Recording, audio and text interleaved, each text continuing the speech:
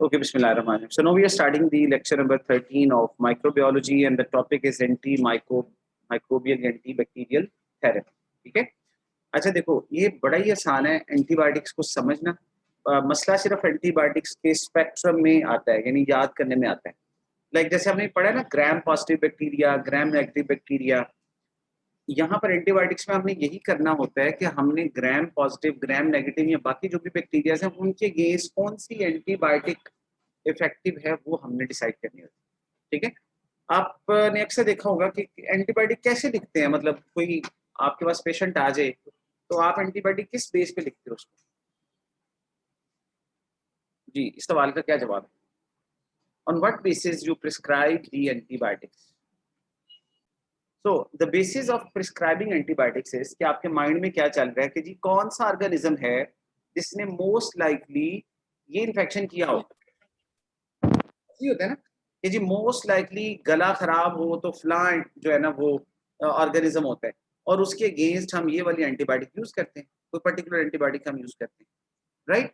तो एक तो आपको ये सोच होती है। सेकंड, कैसे पता चलता है हमें कि कौन सा माइक्रो ऑर्गेनिज्म होगा? हाँ, सॉरी, टेस्ट वगैरह से भी चलो पता चल सकता है। और शाबाश। अच्छा, ये कैसे पता चलेगा कि यार ये गला खराब है तो ये वायरस ने खराब किया है या बैक्टीरिया ने खराब किया? आप वायरल इन्फेक्शन हो, आप एंटीबायोटिक्स देते हो, क्या फायदा होगा उसका?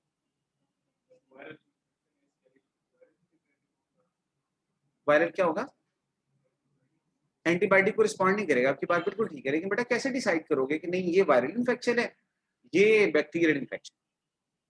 एक बंदा कहता है मेरा गला खराब, आप एक को कहते हो नहीं जी आपका वायरल है, इसको कहते हो जी आपका तो वो बैक्टीरियल इन्फेक्शन है।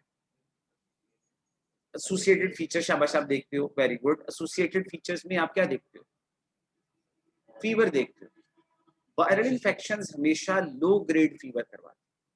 एक बंदा आता है कहता है डॉक्टर साहब मुझे बुखार बड़ा सख्त है, 103 104 बुखार हो रहा है, गला मेरा बड़ा, आप आप चेक करते हो रेड इन्फ्लेम्ड उसका थ्रॉट है, लेस लाइकली है कि ये वायरल है, मोर लाइकली है कि ये बैक्टीरियल। एक बंदा आता है कहते हैं डॉक्टर साहब मैंने ना बॉडी एक्स हो रही है बहुत ज्यादा सॉरी साथ मुझे गला भी थोड़ा सा खराब लग रहा है। आप देखते हो कि जी हाँ रेडनेस, माइल्ड सी रेडनेस है, सिम्टम उस तरह सीवियर नहीं है, साथ उसको लो ग्रेड फीवर है, तो मोस्ट लाइकली ये वायरल इन्फेक्शन। तो वायरल और इसमें ये थोड़ा सा हम इसे क्लिनिकली डिफरेंशिएट कर सकते हैं, बट नॉट ऑलवेज। बाकी आपकी बात ठीक है, टेस्ट करवाएंगे तो उससे आइडिया हो। तो इसका मतलब एंटीबायोटिक प्रिस्क्राइब करने से पहले आप दो चीजें सोचते हो कि अच्छा यार मोस्ट कॉमनली इन्फेक्शन किससे होता है, यहाँ पर कौन सा बैक्टीरिया कौन सा वायरस मोस्ट कॉमनली जो है वो कॉज करता है, और उसके बाद ये सोचते हो कि अच्छा अगर ये बैक्टीरिया है तो इसके अगेंस्ट कौन सी एंटीबायोटिक ग्रुप सेंसिटिव, फिर डिस्क्राइब, फिर ही आप प्रिस्क्राइब करते हो ना। तो अब ये जो हमने पता है ना ये गला खराब हो ऑगमेंटन दे दो, अच्छा एवरीवन नोज के ऑगमेंटन दे दो, इवन नॉन डॉक्टर्स उन्हें भी पता है। उसकी रीजन क्या है? सुन सुन के, ये वो नॉलेज है जो सीना बसीना चला हुआ है ना, तो सीना बसीना नॉलेज कहते हैं। कि जी मैंने बताया सैफ को, सैफ ने आगे, सैफ ने अपने काम वाले किसी को घर में चौकीदार को किसी को भी बोल दिया कि अच्छा चाचा ये ना तुम अगमेंटन खा लो, तो खा ली। चाचे ने, चाचा ठीक हो गया, चाचे ने वो याद कर ली, तो अगमेंटन उसने नेक्स्ट टाइम किसी को, हाँ बेटा तू भी टन खा ले, वो अगमेंटन आग उड़ा दिया, तुम टन खा लो, वो स्टोर वाले को समझ आ गया अच्छा अगमेंटन कह रहा है, चलो ठीक है। तो ये ऐसा होता है, जो पेशेंट्स आते हैं ना वो बड़ी डिफरेंट उसको जो है ना वो करते हैं, उनकी मतलब अजीब सी उनकी परसेप्शन होती है। खैर इस बेस पे करते हैं। अच्छा अब हमने ये करना है इस पूरे लेक्चर में कि पहले डिफाइन करना है कि ग्रुप्स कौन से हैं। अब देखो आपके पास अगर बैक्टीरिया है उसको किल करने के मेथड्स क्या हैं बेसिकली। उसका उसका सपोज करो कि आप उसको किल करना चाहते हो, तो आप उसके डिफरेंट जो बॉडी पार्ट्स हैं, बॉडी पार्ट्स कह रहा हूँ, मतलब जो डिफरेंट उसके स्ट्रक्चर्स हैं, उन स्ट्रक्चर्स पे अटैक करोगे ना। क्या ख्याल है? लाइक सपोज करो उसकी सेल वॉल है, तो आप ऐसी एंटीबायोटिक्स बनाओ ना जो सेल वॉल को तोड़ दे, या ऐसी एंटीबायोटिक्स बनाओ जो सेल वॉल बनने ही ना दे। क्या ख्याल है? बाउंड्री वॉल ही ना बनने दे। तो अगर एक ऑर्गेनिज्म की बाउंड्री वॉल ही नहीं है तो फ्लूइड जो इलेक्ट्रोलाइट्स हैं वो अंदर जाएंगे आएंगे, वो अपना बैलेंस मेंटेन नहीं कर पाएगा, वो मर जाएगा, डिस्ट्रॉय हो जाएगा। सेकेंडली आपको जितने बैक्टीरियल टॉक्सिन्स हमने डिस्कस किए थे, मेजॉरिटी यार प्रोटीन्स, प्रोटीन से बने होते हैं। प्रोटीन कौन बनाता है? राइबोसोम्स। तो बैक्टीरिया के अंदर भी तो राइबोसोम्स है ना, जो क्या बनाते हैं, प्रोटीन्स बनाते हैं। वही प्रोटीन्स बैक्टीरिया की टॉक्सिन्स के तौर पे यूज होते हैं। आप ऐसा करो प्रोटीन ना बनने दो, है ना ऑप्शन। और प्रोटीन किससे बनती है, राइबोसोम्स पे। राइबोसोम के 2 यूनिट्स से याद है, 30s एंड 50s सब यूनिट्स।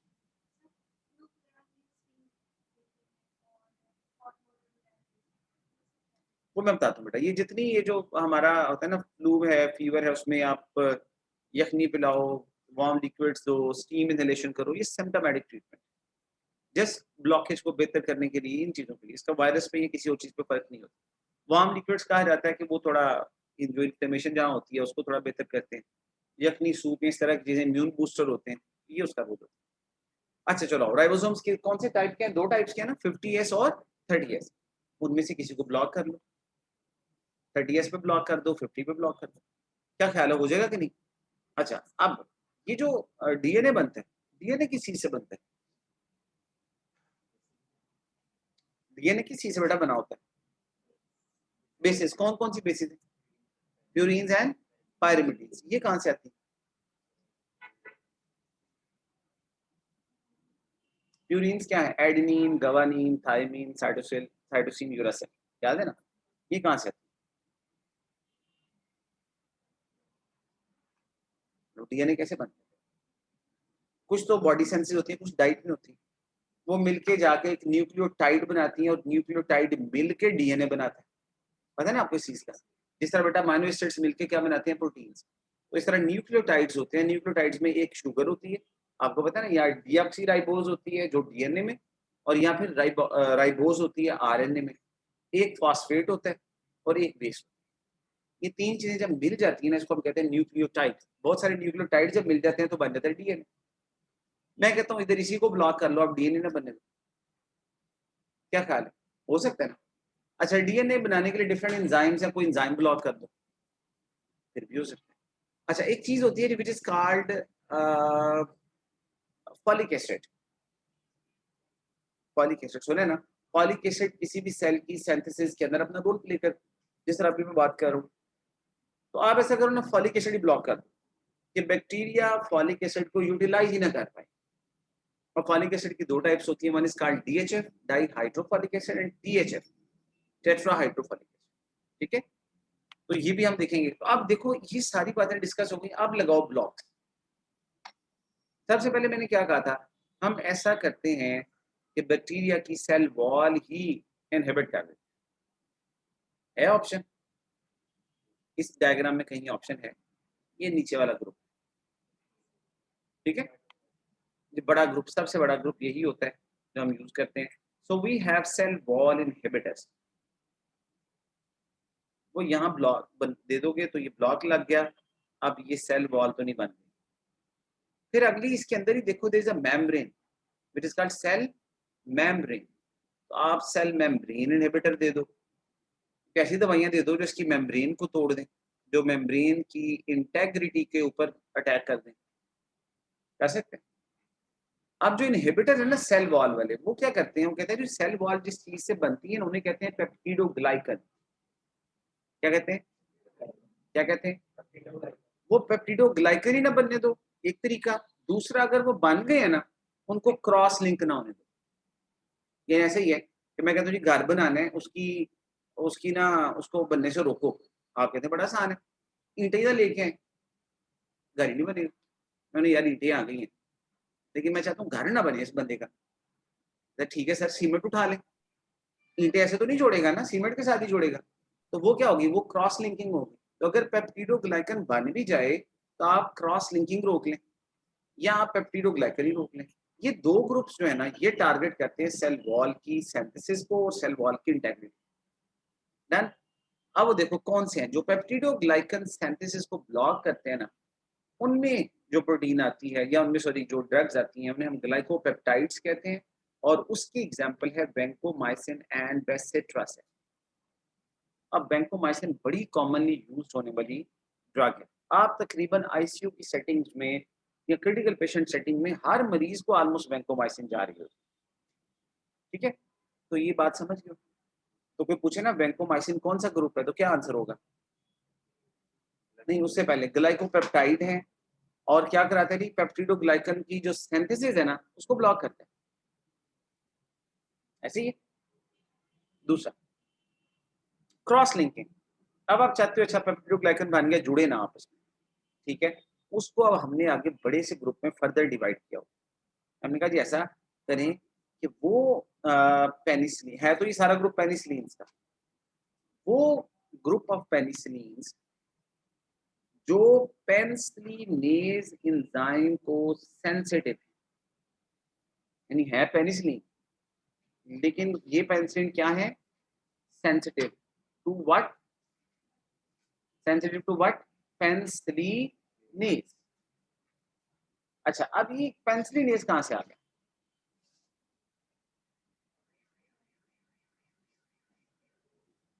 ये जो पेनिसिलिनेज है ना, ये बैक्टीरिया का वेपन है, ये उसका अपना एंजाइम है।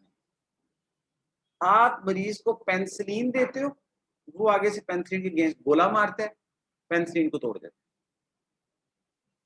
तो कोई फायदा हुआ अगर कोई मरीज को पेशेंट आप ऐसी एंटीबायोटिक दे रहे हो जो पेनिसिलिनेज एंजाइम से, जो कि बैक्टीरिया का एंजाइम है, उससे डिस्ट्रॉय हो जाएगी, तो क्या फायदा होगा हमें, उसको देने का फायदा होगा? टू बी ऑनेस्ट बताओ जरा, शाबाश। आप ये देखो, ये बैक्टीरिया ना, इसके पास ये एंजाइम है पेनिसिलिनेज, ठीक है, ये एंजाइम वेट कर रहा है, आप बड़े खुश हैं जी, लो जनाब ऐसी की तैसी बैक्टीरिया की, मैंने पेनिसिलिन दी है, अभी देखना पेनिसिलिन इसकी तबाह करती। पेनिसिलिन गई आराम से, उसने सोचा आज तो जाके बैक्टीरिया की तबाही करनी है, पेनिसिलिन अंदर गई, उस पेनिसिलिन इस एंजाइम ने उस पेनिसिलिन को तोड़ दिया, बैक्टीरिया मरे? जल्दी बताओ, नहीं मरे। इसलिए अक्सर आप कहते हो ना यार ये एंटीबायोटिक थी, फायदा कोई नहीं हुआ। क्यों नहीं फायदा हुआ, उसकी रीजन या तो वो आपने स्पेक्ट्रम के अपोजिट दे दी है, यानी ग्राम पॉजिटिव बैक्टीरिया था, आप ग्राम नेगेटिव वालों को टारगेट करते रहे हो, आपने दवाई गलत दे दी हुई है, या पेशेंट के अंदर उस एंटीबायोटिक के अगेंस्ट वैसे रेजिस्टेंस डेवलप हो गई हुई है, या एंटीबायोटिक चॉइस आपकी ठीक नहीं, आपने पेनिसिलिनेज एंजाइम का सोचा ही नहीं, फिर फायदा कोई नहीं होना। इसका मतलब है जब आपने ट्रीट करना है ना किसी बैक्टीरिया को, कमांड में दो चीजें होनी चाहिए, एक बैक्टीरिया, एक उसके एंजाइम्स, ऐसे ही है ना। तो फिर बेटा कई दफा हमें एक बैक्टीरिया को मारने के लिए दो एंटीबायोटिक्स देनी पड़ती। अच्छा, ये जो पेनिसिलिन थी ना, जैसे ही अंदर गई ना, तो पेनिसिलिनेज एंजाइम ने इसकी धुलाई, ये रोती रोती रोती वापस आ गई, बहुत मारा है मुझे। तो क्या हुआ है भाई, वो पता नहीं पेंसिल उसके पास, बैक्टीरिया के पास कुछ थोड़ा था, उसके साथ उसने मुझे बड़ा मारा है। अच्छा ठीक है, अब नेक्स्ट टाइम हम क्या करेंगे, पेनिसिलिन के साथ साथ we will give another antibiotic, और पेनिसिलिन को कहेंगे अच्छा तुम किसके साथ लड़ सकती हो, मैं बैक्टीरिया को नहीं छोड़ूंगी, ओके तुम बैक्टीरिया को मारना, तुम किसके साथ लड़ सकते हो, मैं एंजाइम को नहीं छोड़ूंगी, अच्छा तुम एंजाइम को मार। तो वी यूज कम्बिनेशन। अब जो ये जो ऑगमेंटिन है ना, दैट इज अ कम्बिनेशन, उसमें एक अमोक्सिसिलिन है जो कि पेनिसिलिन है, और एक क्लेवुलैनिक एसिड है जो आप बैक्टीरियल एंजाइम के अगेंस्ट यूज कर रहे हैं। खाली अमोक्सिसिलिन देने का फायदा कोई नहीं होना, रीजन वही है कि वो उसका जो एंजाइम है उसको तोड़ देगा पकड़। अब बात समझ गए? तो अब ये जो पहला ग्रुप है ना, हमने कहा जी ये ग्रुप आप अगर उन बैक्टीरियाज को दे रहे हैं जिनके पास पेनिसिलिनेज एंजाइम है, तो आप तो गलती कर रहे हैं, क्योंकि ये जो एंटीबायोटिक्स हैं, तीन एंटीबायोटिक्स जो हैं, ये पेनिसिलिनेज एंजाइम से डिस्ट्रॉय हो जाएंगे। तो हमें क्या ऐसे बैक्टीरिया के लिए देनी चाहिए इनको? ये उस बैक्टीरिया को दोगे जिसके पास पेनिसिलिनेज एंजाइम निश्ता, ठीक है, फिर ये काम करेंगे। एंजाइम वाले को दोगे ये काम नहीं करेंगे लोग, समझ गए? तो ये इसका मतलब है penicillin G, penicillin V, ampicillin, amoxicillin, एमॉक्सिलिन आप अक्सर यूज करते हो एमॉक्सिल के कैप्सूल से, वो इसके साथ जब आप एड अप करते हो कुछ तो ऑगमेंटन बन जाती है। तो ये पहला वो ग्रुप है। अब दूसरा ग्रुप देखो, ये तो बड़ा मासूम सा ग्रुप था, उन्होंने कहा जी मैं बैक्टीरिया के खिलाफ तो लड़ सकता हूँ, लेकिन बैक्टीरिया के जुल्म जो एंजाइम है उसके अगेंस्ट नहीं कर सकते। तो टेंशन ना लो, हमारे पास एक और ग्रुप, वो एक ही बंदा दोनों को देख लेगा। क्या करेगा, एक ही बंदा दोनों को देख लेगा। अब ये ग्रुप है विच इज पेनिसिलिनेज रेजिस्टेंट, समझ गए ना बेटा? इसका क्या मतलब हुआ कि अब एंजाइम जो मर्जी कोशिश करे वो इस पेनिसिलिन को, एंटीबायोटिक को डिस्ट्रॉय नहीं कर सकता। ठीक है, और वो कौन सी ड्रग्स हैं जनाब, उसमें ऑक्सासिलीन आती है, नेफ्सिलीन आती है और डाइक्लोक्सासिलीन। ठीक है, तो हमने याद किया हुआ था कि ये ना डॉन है, ये एंटीबायोटिक्स क्या है, डॉन एंटीबायोटिक्स हैं, ये एंजाइम को नहीं छोड़ती हुई, याद करना है ऐसे। ठीक है, अब आओ जी, बैक्टीरिया की डिफरेंट टाइप्स भी हैं, याद है ना, उनमें से एक टाइप सूडोमोनास भी था, स्टैफ ऑरियस भी था। तो हमने ऐसा किया कि हमने कहा जी सूडोमोनास के गेस अलग से ग्रुप बना लेते, ताकि हमें याद ही ना करना पड़े। जब कभी कहीं ना सूडोमोनास का इन्फेक्शन है तो हम कहें अच्छा जी इसको या तो टिकारसिलीन दे दें या पिपेरासिलीन दे दें। चलो, ये पर्टिकुलरली फॉर सूडोमोनास, शाबाश। 3 ग्रुप्स हो गए। पहले पहले वाला ग्रुप जो पेनिसिलिन से मार खाता था, दूसरे वाला ग्रुप जो मार नहीं खाता था, डॉन था, और तीसरे वाला ग्रुप जो सिर्फ कहता था जनाबे अली सब बैक्टीरिया के खिलाफ नहीं लड़ सकता, एक सूडोमोनास दे दें। उसके देखें मैं कैसे टकरे मारूंगा उसको, ये देखो टिकार, कहता टका के मारूंगा उसको, और पैरासिन, ये दो तीनों के ग्रुप्स याद। अब आओ आगे, सेफलोस्पोरिन। बेटा सेफलोस्पोरिन भी सेल वॉल जो पेप्टिडोग्लाइकन है उसके लिंकेज को ही ब्लॉक करती है, और ये पेनिसिलिन के ही ग्रुप है, सेपरेट ग्रुप नहीं है, ये पेनिसिलिन ही है। ठीक है, अब उसकी जनरेशन हमें याद है, काफी जनरेशन है, 1 2 3 4 5, अब 5वीं भी आ गई है। उसके आगे हम आगे इंडिविजुअली पढ़ेंगे कौन कौन सी ड्रग्स हैं, एक एक दो ड्रग आप याद रख लो। लाइक फोर्थ में सेफिपाइम, अक्सर आपने सुना होगा। फिफ्थ में जो फिफ्थ अब आ गई है विच इज कॉल्ड सेफ्टेरोलीन, ये भी रिसेंटली आई है। थर्ड में फेमस क्या वाली, कौन सी वाली वाला, सेफ्ट्रैक्सोन, है ना, ये भी हर बंदे को पता है, नॉन मेडिकल वालों को भी। यार क्या हो गया यार, जख्म नहीं ठीक हो, 2 टीके सेफ्ट्रैक्सोन दिलवा सुके ठीक हो जाएगा, वो उनको भी पता है। ठीक है, अच्छा ceftriaxone is not the only member of third generation, it is the famous member of third generation, और भी मेंबर हैं थर्ड जनरेशन में, भी हम बात करेंगे आगे। सफेजोलिन सुना किसी ने, सफेजोलिन फर्स्ट जनरेशन का ये फेमस मेंबर है। मेरा ख्याल है कि जाइनासिप कैप्सूल है, उसके अंदर आता है कि उसके अंदर सेफोटॉक्सिन, मरद सेकंड जनरेशन के अंदर सेफॉक्सिडिन, ये फेमस मेंबर है। तो एक एक फेमस मेंबर यहाँ पे लिखा हुआ। चलो, ये ला ग्रुप हो गया। अब आ गया जी चौथा, पांचवा ग्रुप, सॉरी, उसे कहते हैं कार्बापेनम। कार्बापेनम के अंदर इमीपेनम, मीरोपेनम, एल्टापेनम, डोरीपेनम, ज्यादातर जो हॉस्पिटल्स हैं उनमें इमीपेनम और मीरोपेनम यूज हो रही है। ठीक है, अब अगेन देखो मीरोपेनम कौन सा ग्रुप है, peptidoglycan cross linking inhibitor, in the other words cell wall synthesis inhibitor। ठीक है, हालांकि ये बड़ी फेमस ड्रग है, बहुत अच्छी ड्रग समझी जाती है। मोस्टली कब हम देते हैं, जब रेजिस्टेंट इन्फेक्शन होते हैं, जब खतरनाक इन्फेक्शन हो रहे होते हैं, तब हम ये देते हैं। The next one is called as monobactams. Monobactams के अंदर एज ट्रियोनैम, तो ये दो अलग ग्रुप है, कार्बापेनम्स, मोनोबैक्टर्स। ठीक है, तो मोनोबैक्टर्स के अंदर एज ट्रियोनैम या इमीपेनम और ये बाकी जो ग्रुप। तो अभी हमने जस्ट एक ग्रुप डिस्कस किया है जो कि सेल वॉल सिंथेसिस इनहिबिटर है।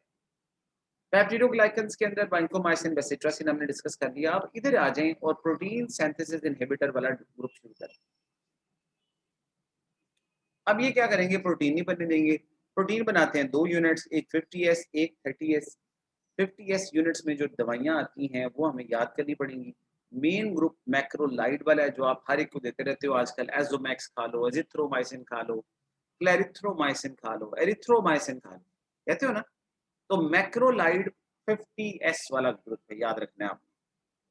ठीक है, मैक्रोलाइड्स होते हैं। अच्छा, बाकी जो ग्रुप इसके अंदर आता है उन्हें स्ट्रेप्टोग्रेलिन्स कहते हैं। ये कम यूज होती हैं, लेकिन डेल्फोप्रिस्टिन के नाम से या क्विनोप्रिस्टिन के नाम से, लेकिन कम यूज होती है, मेनली मैक्रोलाइड। अच्छा, इसके अलावा जो इंडिविजुअल ड्रग्स आती है उसमें क्लिंडामाइसिन, लिनाजोलिड, अच्छा ये recently most recently discovered antibiotic linezolid थी। राउंड अबाउट कोई 15 साल हो गए इसको डिस्कवर हुए, ठीक है। तो ये भी देते हैं, क्लिंडामाइसिन भी यूज करते हैं हम, ठीक है, और क्लोरमफेनिकोल तो है ही है, क्लोरमफेनिकोल भी यूज करते हैं। सो ग्रुप्स में कौन कौन सा ग्रुप आ गया दोबारा देखो, क्लोरमफेनिकोल, क्लिंडा और लिनाजोलेट।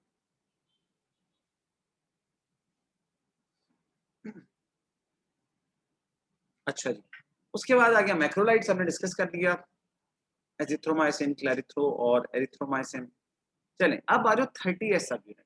30s 30s सब यूनिट्स के अंदर जो ग्रुप आता है वो अमाइनो ग्लाइकोसाइड्स आते हैं। 30 में अमाइनो आते हैं, 50 में मैक्रो आते हैं, ठीक है। और अमाइनो ग्लाइकोसाइड्स वो ग्रुप है जिसके अंदर सिन सिन सिन सिन सिन आता है, जेंटामाइसिन, अमीकासिन, नियोमाइसिन, टोब्रामाइसिन, ये जो सारा ग्रुप है ये इसके अंदर आ जाए, समझ गए। उसके बाद आ रही है जी ग्लाइसाइक्लिन के नाम से, ग्लाइसाइल साइक्लिन सॉरी पूरा नाम है, उसमें टाइगी साइक्लिन आती है। फिर टेट्रासाइक्लिन का एक पूरा ग्रुप आता है अलग से, टेट्रासाइक्लिन उसमें खुद भी है, डॉक्सीसाइक्लिन भी है और मिनोसाइक्लिन, ठीक है। अगेन ये जितने ड्रग हैं जिसमें सिन सिन सिन साइक्लिन साइक्लिन, ये सारे राइबोसोम या प्रोटीन सिंथेसिस इनहिबिटर। क्लियर होगी बात सारी। अब आओ जी इसके अपर पोर्शन पे चलते हैं। तो अभी हमने सेल वॉल सिंथेसिस इनहिबिटर और प्रोटीन सिंथेसिस इनहिबिटर्स की बात, अब छोटी छोटी बात, अब में से किस कौन सा ऐसा है बंदा जिसने सिप्रोफ्लॉक्सासिन लीवोफ्लॉक्सासिन में जो मेडिसिन यूज ना की, हार्डली हर बंदे ने लाजमी या तो कभी सिप्रो यूज की होगी या लीवो यूज की होगी, मेजॉरिटी। सोर थ्रॉट है, पेट खराब है, चेस्ट इन्फेक्शन, उसके लिए ये जो ग्रुप आता है ना इन्हें हम कहते हैं डीएनए गायरेज इनहिबिटर। मैंने कहा था ना एंजाइम होते हैं किसके भला, बैक्टीरिया के, जो डीएनए आरएनए वगैरह को स्प्लिट करते हैं। तो आप ऐसा करें ना, डीएनए वाला जो एंजाइम है ना गायरेज वाला, उसको इनहिबिट कर, ठीक है। ये आपको दो एंजाइम नजर आ रहे हैं, एक का नाम है पोलीमरेज और एक का नाम है गायरेज, ऐसे ही। मेरा ख्याल है पोलीमरेज वो एंजाइम है जो दो स्ट्रैंड्स को खोल देता है, और गायरेज वो एंजाइम है इन दोनों स्ट्रैंड्स को दोबारा रीयूनाइट कर, तो ये रेप्लिकेशन के लिए यूज होते हैं। आप इसको इनहिबिट कर दें। अब इसके अंदर जो ड्रग आती हैं वो फ्लोरोक्विनोलोन्स हैं, उसके अंदर सिप्रोलीवो का नाम है, और उसके बाद एक क्विनोलोन्स हैं, क्विनोलोन से भी प्यारा, उसमें नैलिडिक्सिक एसिड आता है। सिप्रो और लीवो क्या उसकी एफिकेसी आजकल उतनी है जितनी पहले थी या कम हो गई? काफी हद तक कम हो गई, उसकी वजह वही रेजिस्टेंस है। तो ये जो नैलिडिक्सिक एसिड है ना ये बड़ा कम यूज हुआ है, तो ये अक्सर आप अल्टरनेटिव के तौर पे यूज कर सकते हो, तो ये काफी अच्छा इफेक्टिव। नहीं आ गया जी एमआरएनए सिंथेसिस इनहिबिटर, यानी आरएनए पॉलीमरेज एंजाइम इनहिबिटर। अब उसके अंदर जो ड्रग आती है वो है रिफेम्पिन। कहाँ यूज होती है? ट्यूबरक्लोसिस में, शाबाश। रिफेम्पिसिन के नाम से या रिफेम्पिन के नाम से हम इसको यूज करते हैं, तो that is use in the tuberculosis, ठीक है, गुड।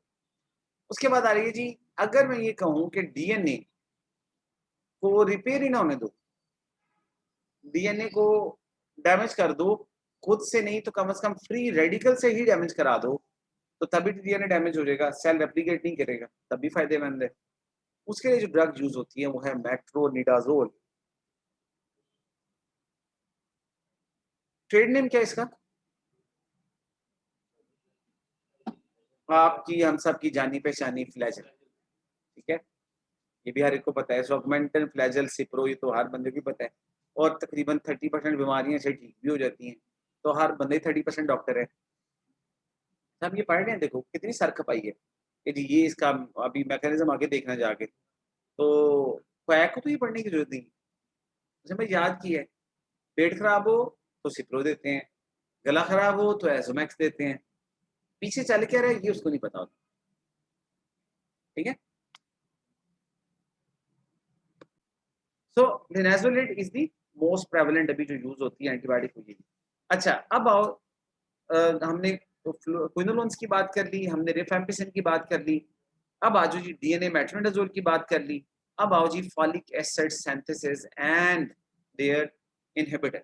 या फॉलिक एसिड सिंथेसिस को ब्लॉक कर दो, या उसकी फॉलिक एसिड से आगे रिडक्शन होनी होती है डाइहाइड्रोफॉलिक एसिड से, उसने टेट्राहाइड्रोफॉलिक एसिड में कन्वर्ट होना होता है, इसको ब्लॉक कर दो। तो हम ऐसा करते हैं ना, फॉलिक एसिड को ब्लॉक करते हैं ना पहले। फॉलिक एसिड ब्लॉक होगा तो क्या फायदा होगा बेटा, डीएनए नहीं बनेगा। Folic acid is required for DNA, तो डीएनए नहीं बनेगा, सेल खत्म हो जाएगा। अब यहाँ ब्लॉक करना है तो पाबा होता है जी, पैरा अमीनो बेंजोइक एसिड, इससे बनता है फॉलिक एसिड डाइहाइड्रो वाला। यहाँ आप ड्रग्स को ब्लॉक करा सकते हो। ड्रग का नाम है सल्फोनामाइड्स। जो ज्यादा कॉमनली यूज होती है वो सल्फा मेथॉक्साजोल, सल्फा सल्फीसॉक्साजोल, और उसके बाद सल्फाडायाजीन। ये इसके साथ अगर हम ये ट्राइमेथोप्रिम ऐड कर दें, जो कि डीएफ को आगे टीएचएफ में कन्वर्ट नहीं होने देता, तो अगर सल्फामेथॉक्साजोल और ट्राइमेथोप्रिम को ऐड कर दें तो ये मेरा ख्याल है सेप्ट्रॉन है। सुना ना आपने सेप्ट्रॉन की गोली? तो सेप्ट्रॉन के अंदर ये सल्फामेथॉक्साजोल है और ट्राइमेथोप्रिम, ठीक है। तो ये उसका कॉम्बिनेशन आप याद रखना। तो ये फॉलिक एसिड सिंथेसिस इनहिबिटर्स हैं। Next is called membrane integrity. मैंने बात कर ली, आप ऑलमोस्ट सारे ग्रुप्स पूरे हो गए। तो देखो हमारे पास क्या है, नहीं मेरा ख्याल है मेम्ब्रेन, सेल मेम्ब्रेन इनहिबिटर हमने डिस्कस नहीं किए। चलो, तो एक ड्रग है डेप्टोमाइसिन के नाम से है, पॉलीमेक्सिन। पॉलीमेक्सिन ग्राम नेगेटिव में, डेप्टोमाइसिन ग्राम पॉजिटिव में हम यूज करते हैं ये। तो कितने ग्रुप्स हैं? Cell wall synthesis, cell membrane synthesis, protein synthesis, दो enzyme DNA gyrase inhibitor, RNA polymerase inhibitor, folic acid synthesis inhibitor, folic acid conversion inhibitor, और उसके बाद हमने कहा था कि जो इंटेग्रिटी को करती है breakdown, that is the metronidazole. Protein synthesis inhibitor भी है जी। जरूरी तो नहीं होता इसमें के ट्रेड नेम याद करना, लेकिन फिर भी यहाँ पर हमें तो हम करते हैं, ठीक है। वो आप लोग नहीं करते, वो वैसे ही जब वो इंट्रोडक्शन के लिए आती हैं कंपनीज का तो आपको याद करवा देते हैं कि ये नाम है। मोस्ट लाइकली उनमें से जो इजीली आप याद हो वो आप यूज करें। लो जी, अब हमने क्या करना है, हर ड्रग में से 3-4 बातें निकालनी, हर एक का मैकेनिज्म, हर एक का स्पेक्ट्रम, हर एक के साइड इफेक्ट, एंड हर एक का ड्रग टू ड्रग इंटरेक्शन। कौन सी 2 ड्रग इकट्ठी नहीं देनी चाहिए। अगर आप सपोज करो किसी को पेंसिलिन दे रहे हो, साथ कोई और ऐसी ड्रग दे रहे हो सकता है वो दोनों टॉक्सिसिटी बढ़ा दें, उसको ड्रग ड्रग इंटरेक्शंस कहते हैं। बड़ा इंपॉर्टेंट होता है याद करना। और हर ड्रग जो है ये एंटीबायोटिक है, उसकी रेजिस्टेंस की क्या वजह है ये भी जानना चाहिए। ये 4-5 सवाल होते हैं जी। पहला ग्रुप था पेंसिलिन जी और पेंसिलिन वी वाला। जो जी होती है ना पेंसिलिन जी, वो इंट्रावीनस भी अवेलेबल है और इंट्रा मस्कुलर फॉर्म में भी अवेलेबल है। जो वी है ना ये ओरल फॉर्म के अंदर, ठीक है।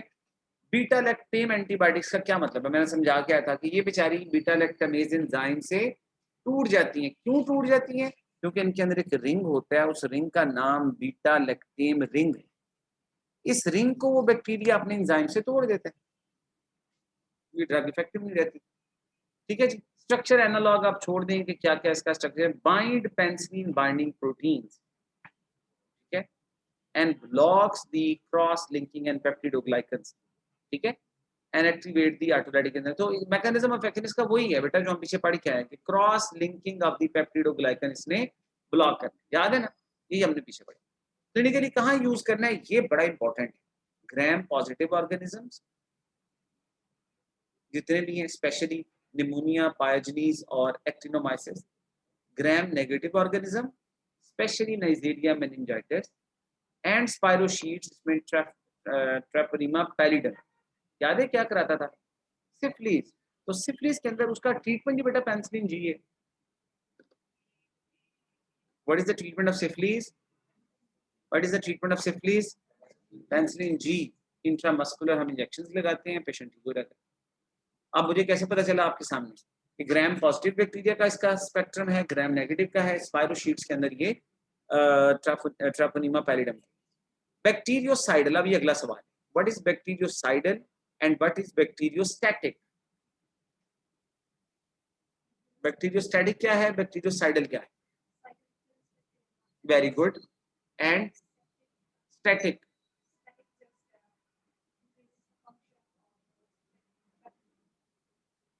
और बैक्टीरियोसाइडल का मतलब बिल्कुल ठीक बताया कि बैक्टीरिया किल करना है जाके। Very good. लेकिन अगर मैं ये कहूँ कि एंटीबायोटिक्स तो दे दिया हमने और हम ये चाहते हैं कि बैक्टीरिया जो डेली बेसिस पे रेप्लिकेट करते हैं ना, वो रेप्लिकेट ना करे, ग्रोथ रुक जाए, बाकी जो पड़े हैं पड़े रहें, फिर वो जो पड़े हैं उनको कौन मारेगा? हमारी एंटीबायोटिक तो मार नहीं गई, उसने तो सिर्फ जाके ब्लॉक कर दिया कि अच्छा भाई मजीद नहीं बढ़ना, तो जो है उनको कौन मारेगा? उनको इम्यूनिटी मारेगी। तो immune system will clear the bacteria और further growth is prevented by the bacteriostatic drugs. और बैक्टीरियोसाइडल में जाके दवाई ही जाके मारती है, ठीक है? तो ये दोनों में फर्क होता है और हमने ये याद करना है कि कौन सी ड्रग स्टैटिक है, कौन सी ड्रग साइडल है। तो ये ग्रुप क्या है? बैक्टीरियोसाइडल है। किसके लिए? ग्राम पॉजिटिव के लिए, ग्राम पॉजिटिव रॉड्स के लिए, ग्राम नेगेटिव कोकाई के लिए, स्पाइरोशीट्स के लिए and beta lactamase sensitive drugs हैं जो बैक्टीरिया।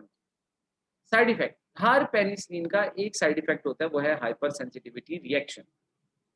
अच्छा, 3-4 साइड इफेक्ट ऐसे हैं ना फार्माकोलॉजी में, तकरीबन हर जगह, जब कुछ ना याद है ये लिखा ना फिर Nazia, vomiting, rash, hyper sensitivity, photo sensitivity, तकरीबन हर के अंदर है।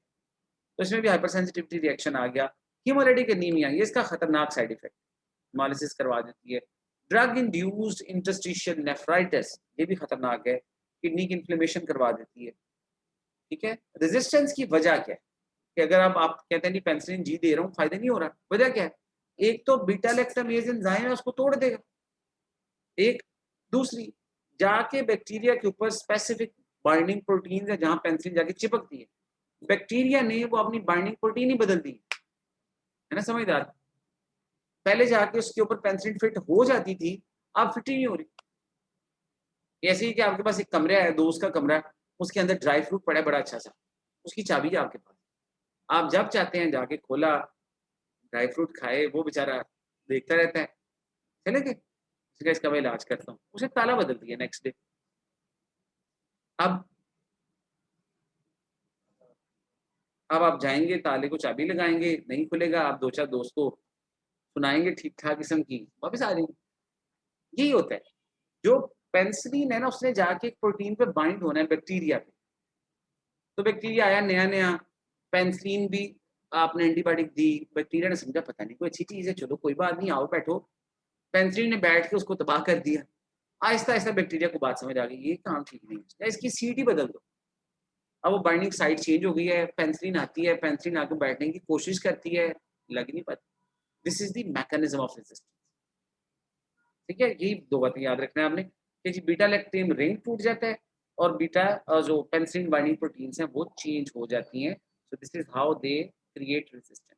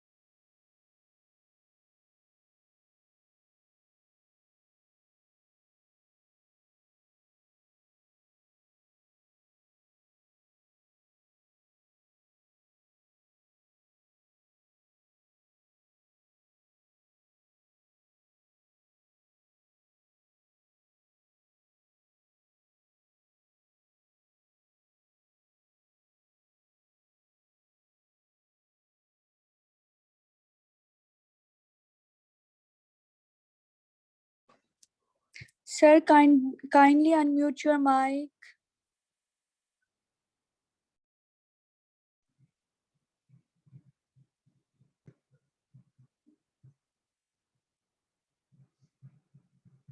ओके, सो कौन कौन सी है जी? H influenzae, E coli, sorry H pylori, then E coli, then Listeria, then Proteus and then Salmonella and Shigella. So इसका मतलब ये है जो एक्सटेंडेड स्पेक्ट्रम पेनिसिलिन्स हैं वो इनके अगेंस्ट डेफिनेटिव काम करेंगे. अब देखो मैं बिल्कुल ना टू द पॉइंट बात कर रहा हूँ. अगर मैं आपसे ये पूछूं कि जो पेनिसिलिन जी और पेनिसिलिन वी पीछे हमने पढ़ी है वो किनके अगेंस्ट काम करते हैं, तो आपने पता पीछे क्या लिखा था? Gram positive, gram negative and spirochaetes, जिसके अंदर स्पेशली आपने कहा था सिफिलिस के अगेंस्ट. और हमने डिसाइड कर लिया था कि जब भी वो पूछेगा ना कि सिफिलिस का ट्रीटमेंट क्या है, our answer will be penicillin G, that's it. ठीक है, डोज कितनी है वो हमें यहाँ पे करने की जरूरत नहीं होती. इनका अमॉक्सिसिलिन एम्पिसिलिन का स्पेक्ट्रम क्या है? हेल्प्स के नाम से, डबल एच उसमें आ रहा है और डबल एस एंड पे आ रहा है. सैल्मोनेला शिगेला, एल से लिस्टेरिया, ई से इकोलाई, एच से एच इन्फ्लुएंजा और एच से एच पाइलोराई. तो अब आपको पता चल गया कि यहाँ पर ये बैक्टीरिया है ना, वहां तो हम आंखें बंद करके पेनिसिलिन में से अमॉक्सिसिलिन दे सकते. अच्छा, उसके बाद एक साइड इफेक्ट. साइड इफेक्ट मैंने क्या बताए थे? नाजिया, शाजिया, फौजिया, वॉमिटिंग, वो तो वो नहीं होना. डायरिया भी डाल दो, उसको हम एनवीडी कहते हैं, नाजिया, वॉमिटिंग, डायरिया. तो जो कुछ नहीं याद आ रहा ये तो आएगा. प्लस फोटो सेंसिटिविटी, मैंने कहा था यहाँ हाइपर सेंसिटिविटी रिएक्शंस वो इसमें आ रहते हैं. रैश, हर तरह के एंटीबायोटिक के साथ रैश हो सकता है. फाइनली जो ज्यादा इंपॉर्टेंट इसमें याद रखने वाला जो इसका एमसीक्यू है वो सूडो मेम्ब्रेनस कोलाइटिस है. सूडो मेम्ब्रेनस कोलाइटिस होता क्या है कि जब आप पेनिसिलिन देते हो तो क्लस्ट्रीडियम डिफिसेले जो कि एक माइक्रो ऑर्गेनिज्म है उसको हमने स्प्रेस करके रखा होता है इन intestine by the other flora. जब आप एंटीबायोटिक देते हो ना तो वो नॉर्मल फ्लोरा मर जाता है और जो क्लस्ट्रीडियम था ना वो फ्लेयर अप हो जाता है और उसकी वजह से ये डिजीज होती है which is called pseudo membranes colitis. ठीक है, मैकेनिज्म ऑफ रेजिस्टेंस सेम जो आप पीछे पढ़ के आए हो, या तो वो एंजाइम आके इसको तोड़ देगा या जो बीटा लैक्टेम जो बाइंडिंग प्रोटीन्स थी जहां पे हमने पेनिसिलिन बाइंडिंग प्रोटीन्स को हमने कहते हैं वो चेंज हो जाएंगे. तो almost mechanism of action same ही होगा. So that was the second group which is called penicillinase sensitive penicillins. अब आ जाते हैं डॉन ग्रुप. याद है डॉन? डॉन कौन सा था? जो पेनिसिलिनेज से नहीं मरता. ठीक है, वो ये वो एंटीबायोटिक्स है जिसको बैक्टीरिया जब मारते हैं ना तो ये आगे से पता क्या कहती हैं? क्या कहती हैं? चलो गैस करो. नहीं लगता, नहीं लगता. यानी मार रहे bacteria is trying to kill the to destroy the antibiotics, लेकिन आगे से क्या आंसर मिलता है? भाई नहीं लगता, नहीं मतलब उससे होगा. सो डॉन के नाम से आपने याद रखना है. DON stands for dicloxacillin, oxacillin and nafcillin. DON काम इनका बिल्कुल पेनिसिलिन की तरह ही है. स्पेक्ट्रम थोड़ा नैरो हो जाता है, गिने चुने बैक्टीरिया के अगेंस्ट काम करती हैं. पेनिसिलिनेज एंजाइम इनका कुछ नहीं बिगाड़ सकता, ये उसके रेजिस्टेंट है, उसे नहीं तोड़ती. ठीक है, तो इसका मतलब है हमें डरने की जरूरत नहीं. जिस बैक्टीरिया के अगेंस्ट इसको यूज कर सकते हैं उसका नाम है स्टेफ ऑरियस. तो डॉन एंटीबायोटिक्स हैं और जो बैक्टीरिया वो भी डॉन है, क्योंकि स्टेफ ऑरियस आपको होता है ना हर जगह पे था, हर इन्फेक्शन में था, रेजिस्टेंट बैक्टीरिया था. और अगर अगर एक और एंटीबायोटिक तो उसका नाम था मेथिसिलीन. तो डॉन से पहले ना स्टेफ ऑरियस के अगेंस्ट कौन लड़ता था? मेथिसिलीन लड़ती थी. तो मेथिसिलीन से ना अब स्टेफ ऑरियस का कुछ नहीं बिगड़ता. तो उस स्टेफ ऑरियस को जो मेथिसिलीन से रेजिस्टेंट हो जाए it is called MRSA, MRSA, methicillin resistant staph aureus. ठीक है, आप कहते हो अच्छा ये वो स्टेफ ऑरियस है जो मेथिसिलीन से भी डिस्ट्रॉय नहीं होता. So that is called methicillin resistant staph aureus या MRSA. इसी तरह बेटा अब आ रही है वेंकोमाइसिन रेजिस्टेंट स्टेफ ऑरियस. ठीक है, उससे भी आप एंटीबायोटिक्स मतलब उसको वर्सा कहते हैं, वेंकोमाइसिन रेजिस्टेंट स्टेफ ऑरियस. ठीक है, तो जब ये मेथिसिलीन काम नहीं करती थी तो हमने कहा जी फिर बुलाओ डॉन को, फिर डॉन आके इसका इलाज करेगा. तो डॉन ने उसका इलाज कर दिया. साइड इफेक्ट्स में क्या आना है? हाइपर सेंसिटिविटी तो आनी आनी, नाजिया, वॉमिटिंग वो भी आनी आना है. एक्चुअली याद करने वाली बात है इंटरस्टिशियल नेफ्राइटिस। पिछले ग्रुप में याद करने वाला था सूडोमेम्ब्रेनस कोलाइटिस, इसमें इंटरस्टिशियल। चलो जी, अब आओ अगली ड्रग, उसका नाम है एंटी सूडोमोनॉल, एंटी सूडोमोनस एंटीबायोटिक्स। ये खाली हमने कहा था इसके अगेंस्ट काम करेंगे, तो ये क्या हमने कहा था, ये टेकारसिलीन, पिपेरसिलीन, ये वही ड्रग हैं। पेनिसिलिनेज सेंसिटिव है, इसका क्या मतलब है, यानी पेनिसिलिनेज एंजाइम को तोड़ देगा, एक्सटेंडेड स्पेक्ट्रम की है, ठीक है।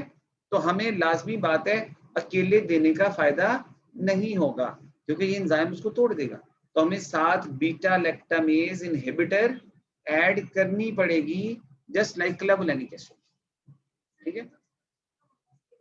हाँ, तो बेटा सूडोमोनास जो है ना, एक्सटेंडेड स्पेक्ट्रम, आपकी बात ठीक है, ये तो हमने जैसे एग्जांपल दी है ना कि they are specifically against the Pseudomonas, but they can be used in the different gram negative gram positive, लेकिन ज्यादा बेस्ट कहते हैं इसका सूडोमोनास के अगेंस्ट, लेकिन इसको कंबाइन करना पड़ेगा with beta lactamase inhibitor, otherwise का वही हाल होगा जो पीछे बाकी ड्रग्स। सो कहाँ भी यूज कर सकते हो सूडोमोनास स्पीशीज और ग्राम नेगेटिव, जैसे अभी हम बात कर रहे थे। साइड इफेक्ट क्या है, यूनिवर्सल साइड इफेक्ट। दो एंटीबायोटिक्स हो गए ग्रुप, नेक्स्ट ग्रुप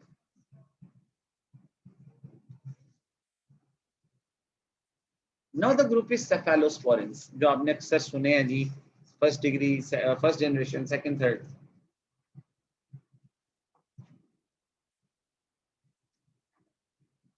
काम क्या करते हैं नहीं, सेफेलोस्पोरिन्स कहाँ थे, पेप्टिडोग्लाइकन याद है, उनकी क्रॉस लिंकिंग को इनहिबिट कर रहे थे, तो उन्होंने कहा था ये सेल वॉल सिंथेसिस इनहिबिटर है, याद है। और अच्छी बात क्या है, ये जो पेनिसिलिनेज एंजाइम है ना बैक्टीरिया का, वो इनको मुकम्मल तौर पर डैमेज नहीं कर सकता, थोड़ा बहुत उसको करता है, ज्यादा नहीं करता, तो इनकी एफिकेसी अच्छी है। इसका मतलब है सेफेलोस्पोरिन्स का ये फायदा है कि हमें इसके साथ किसी चीज को या किसी और ड्रग को ऐड नहीं करना पड़ता, कंबाइन नहीं करना पड़ता, लाइक एम्पिसिलिन, उसके साथ आपने कहा जी हम क्लेवुलानिक एसिड देंगे, तो यहाँ ये मसला। क्लिनिकली यूज क्या करना है जी, कहाँ पर जनरेशन आपको पता है, first, second, third, fourth, fifth, ये जनरेशन का क्या मतलब होता है। हाँ शाबाश, एक ड्रग सपोज करो हमने बनाई है जी 1980 के अंदर, फर्स्ट जो है, फिर हमने देखा कि 10 साल बाद इसमें ये चीजें बेहतर आ सकती है, हमने उसको अपडेट किया, चेंज किया, मॉडिफाई किया, सेकंड जनरेशन आ गई, फिर थर्ड आ गई, फिर फोर आ गई, तो ग्रेजुअली जैसे जैसे उसके बारे में रिसर्च होती रही, उसका स्पेक्ट्रम चेंज होता रहा, उसके अंदर स्ट्रेंथ हम कम बढ़ती गई, उसको हमने कहा ये जनरेशन आ गई। सो फर्स्ट जनरेशन की जो फेमस ड्रग है वो सेफेजोलिन है और सेफालेक्सिन है। फर्स्ट जनरेशन याद रखना ग्राम पॉजिटिव के अगेंस्ट काम करती है, इसके अगेंस्ट करती है, ग्राम पॉजिटिव के अंदर कोकाई के नाम से फार्मूला वो याद रखो, और सॉरी पेक के नाम से फार्मूला वो याद रखो, P stand for Proteus, E stand for E coli, के स्टैंड फॉर क्लेब्शियला, तो पेक्स के नाम से हमने इसको याद रखा हुआ है, तो वहां पे ये काम करता है, ठीक है। अच्छा, अब आपने कभी देखा है कि एक पेशेंट जिसको आप थिएटर में शिफ्ट करते हैं, तो ऑपरेशन करने से पहले उसके लिए कुछ करते हो आप, थिएटर में शिफ्ट करके ऑपरेशन से पहले आप कुछ करते हो जी, करते हैं कुछ कि नहीं। पेशेंट आपने ऑपरेशन थिएटर में शिफ्ट कर दिए, इंसिजन लगाने लगे हैं, तो आपने कहा जी अपने हाउस ऑफिसर से जी आपने ये काम कर दिया जी, क्या करते हैं, एंटीबायोटिक्स लगा दें, शाबाश। तो हम उसको क्या कहते हैं, उसको हम कहते हैं जी इस पेशेंट को प्रोफिलैक्टिकली एक शॉर्ट एंटीबायोटिक का पहले लगा दो, ठीक है। अब मोस्ट ऑफ द टाइम उसके अंदर जो ड्रग यूज होती है ना, वो first generation cephalosporin, most of the time, ठीक है, वरना थर्ड भी यूज कर सकते हो। हम कहते हैं एंटीबायोटिक लग गया जिसको पहले, तो ये याद रखना है। सो थर्ड भी यूज कर सकते हो, फर्स्ट भी यूज कर सकते हो। अच्छा, उसके बाद आ जाओ जी सेकंड जनरेशन, जो सेकंड जनरेशन है ना, उनके अंदर आती है सेफाक्लोर, सेफाक्लोर, सेफॉक्सिटिन, सेफोरॉक्सीन या सेफोटिटान।